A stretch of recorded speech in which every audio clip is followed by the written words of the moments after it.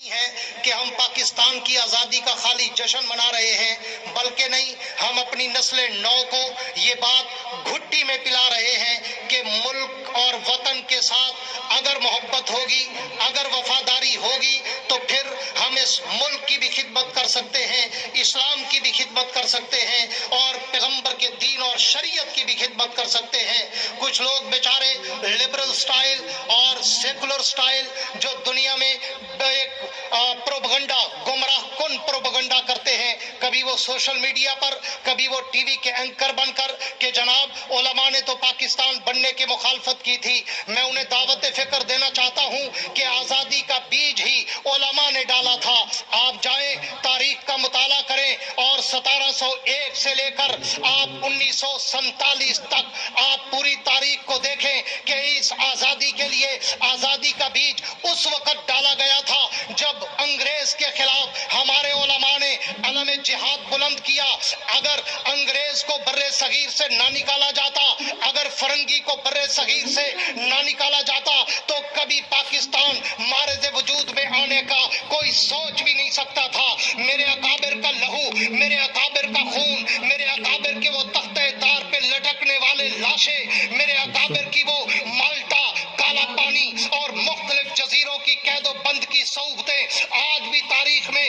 سونے کے پانی سے لکھی ہوئی ہے کہ فرنگی کے مقابلے میں اگر میدان میں آیا تو میرا اور آپ کا قائد شاہ ولی اللہ دہلوی آیا۔ اگر فرنگی سامراج کے مقابلے میں آزادی کی تحریک کا پرچم لے کر آیا تو وہ میرا اور آپ کا قائد علماء کا سرخیل شاہ عبدالعزیز آیا۔ اگر فرنگی سامراج اور انگریز سامراج کا مقابلہ کرنے کے لیے بر صغیر کو آزادی کا پرچم بلند کرنے کے لیے کوئی میدان میں آیا تو وہ میرا اور آپ کے اکابر حاجی امداد اللہ مہاجر مکی کی شکل میں آیا، سید احمد شہید کی شکل میں آیا، شاہ اسماعیل شہید کی شکل میں آیا، مولانا ضامن شہید کی شکل میں آیا، مولانا یحییٰ شہید کی شکل میں آیا، علماء فرنگی محل کی شکل میں آیا، پیر سید جماعت علی شاہ کی شکل میں آیا، مولانا ابراہیم سیال کوٹھی کی شکل میں آیا، اور اسی طرح ہمارے پیر آف سیال شریف کی شکل میں آیا۔ جب لوگ انگریز سے گدیاں لے کر، انگریز سے جائیدادیں لے کر،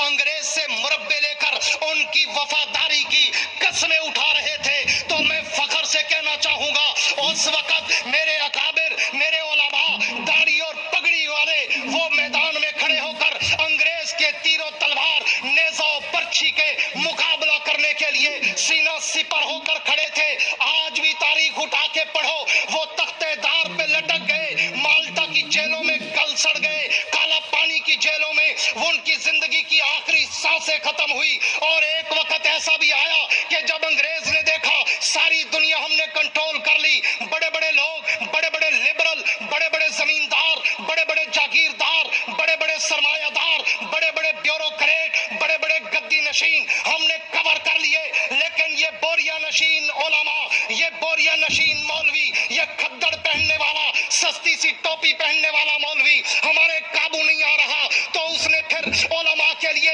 سنگین سزاؤں کا اعلان کر کے علماء کو تختے دار پہ لٹکانا شروع کیا۔ جاؤ تاریخ کا مطالعہ کرو، میں تاریخ کا ادنا سا طالب علم ہوں۔ ایک ایک دن میں 10,000 علماء کو پھانسی پہ لٹکا دیا گیا، اور مورخ آج بھی لکھتا ہے دلی کے چوک سے لے کر پشاور کے درے خیبر تک دونوں طرف سے سڑک کے کنارے جو درخت کھڑے تھے، کوئی درخت ایسا نہ تھا کہ جس درخت پہ کسی عالم کی لاش لٹکی نظر نہ آئے۔ میرے اکابر نے یہ قربانیاں دی اور بیج بویا آزادی کا، علماء نے قربانیاں دی اور بیج بویا آزادی کا، اور تختے دار کو چوما۔ اور جب میرے کچھ علماء کو کالا پانی کی جیل میں ڈالا گیا اور پھر انگریز کی عدالت میں لایا گیا تو وہ 5 علماء تھے۔ انگریز کی عدالت میں جب کیس ٹرائل ہوا تو انگریز نے انہیں سزائے موت کا اعلان کیا اور سزائے موت کی ان کو سزا سنائی، واپس لایا گیا جیل میں۔ چند دن کے بعد سزائے موت یعنی پھانسی پہ لٹکایا جانا تھا تو دیکھا گیا وہ علماء بڑے خوش جشن منا رہے ہیں، ابھی کچھ دن باقی ہے، ہم اللہ کے ہاں چلے جائیں گے، جنت کے نظاروں میں چلے جائیں گے، ہم یہاں سے اس ظلم و ستم اور جبر و استبداد سے ہماری جان چھوٹ جائے گی۔ جب وائسرائے برطانیہ کو یہ خبر ملی، وائسرائے ہند کو جب یہ خبر ملی کہ جن مولویوں کو जश्न मना रहे हैं, वो तो कहते हैं हम जन्नत में जाना चाहते हैं। अंग्रेज ने कहा इसका रीट्रायल किया जाए, दोबारा केस ओपन किया जाए, जज दोबारा केस सुनेगा। दोबारा केस सुनने के बाद उन्हें बुलाया गया और कहा गया मौलवियों, हम तुम्हें वो मौत भी नहीं देना चाहते जिस मौत पे तुम जश्न मना रहे हो। हम तुम्हारी मौत को उम्र कैद में तब्दील करते हैं। वहां पर फिर किसी उस मर्दे कलंदर ने एक शेर कहा था, हाँ एक शेर कहा था कि क्या कहूं, मुस्तहिक के दार को हुक्म नजरबंदी मिला, मुस्तहिक के दार को हुक्म नजरबंदी मिला, क्या कहूं कैसे रिहाई होते होते रह गई। मेरे अकाबिर तो वो थे जो मौत को रिहाई समझते थे कि हम फांसी के मुस्तहिक थे, लेकिन हमें उम्र कैद में तब्दील कर दिया गया। मुस्तहिक के दार को हुक्म नजरबंदी मिला, क्या कहूं कैसे रिहाई होते होते रह गई। और यही वजह है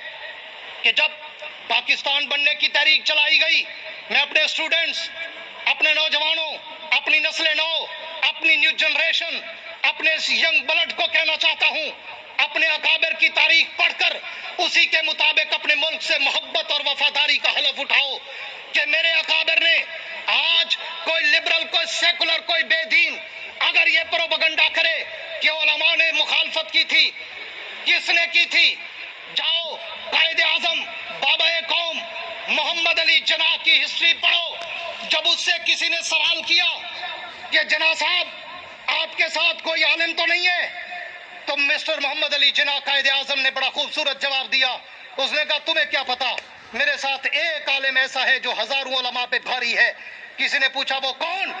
तो जिसका नाम कायदे आजम ने लिया वो मेरे और आपके कायद उलमाए देवबंद के सरखेल मौलाना अशरफ अली थानवी थे। जाओ पाकिस्तान की तहरीक की हिस्ट्री का मुताला तो करो। जब सिलेट में रेफरेंडम का मौका आया, जब केपीके सूबा सरहद था, उस वक्त जब उन्होंने कहा कि हम पाकिस्तान की तहरीक का साथ नहीं देते, जाओ हिस्ट्री का मुताला करो। कौन था वो अशरफ अली थानवी, कौन था वो शब्बीर अहमद उस्मानी, कौन था वो मौलाना जफर अहमद उस्मानी, जिन्होंने सिलेट का और सूबे सरहद का दौरा करके वहां पे ऐसा तहरीक का ऐसा रूह फूंकी कि जब रेफरेंडम हुआ तो फिर अक्सरियत के तहत उस कौम ने फैसला दिया कि हम पाकिस्तान के साथ हैं।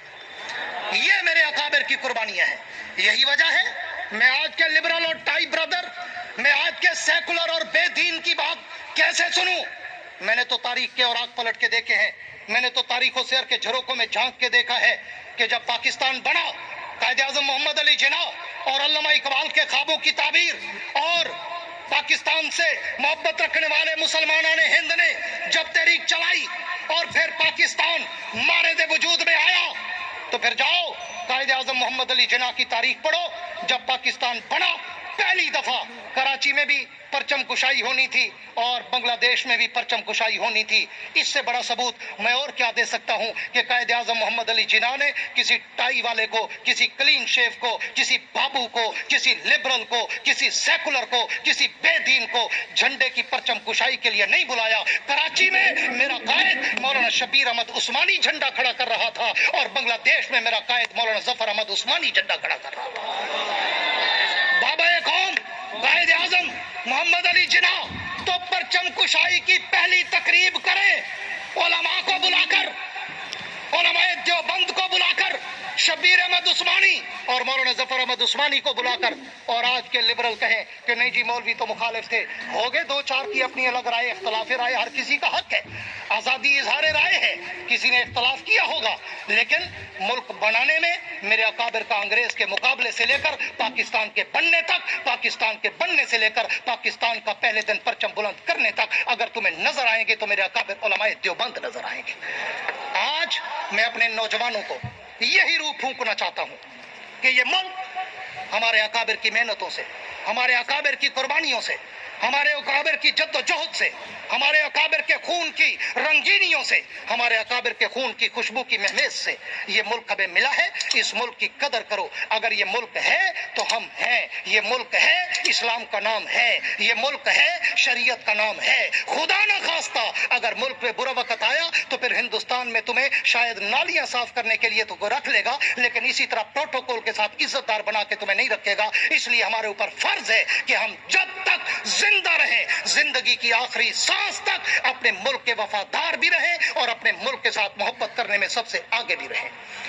سارے نوجوان میرے اسٹوڈنٹ ہاتھ کھڑا کر کے وعدہ کرو، دونوں ہاتھ کھڑا کر کے، کہ ہم زندگی کی آخری سانس تک اپنے ملک کے وفادار، محب اور ملک کے لیے جانباز سپاہی بن کر رہیں گے۔ تو میں اس ملک کے پاکستان کی بقا کے ضامن ان اداروں کو بھی خراج تحسین پیش کرنا چاہتا ہوں کہ جن اداروں کی شبانہ روز کی محنتوں کے ساتھ، جن اداروں کی شبانہ روز کی محنتوں کے ساتھ آج ملک پاکستان میں امن ہے، آج ملک پاکستان میں سکون ہے، آج ملک کی سرحدیں محفوظ ہیں، آج ملک کی جغرافیہ محفوظ ہے، آج ملک کی ساری سرحدات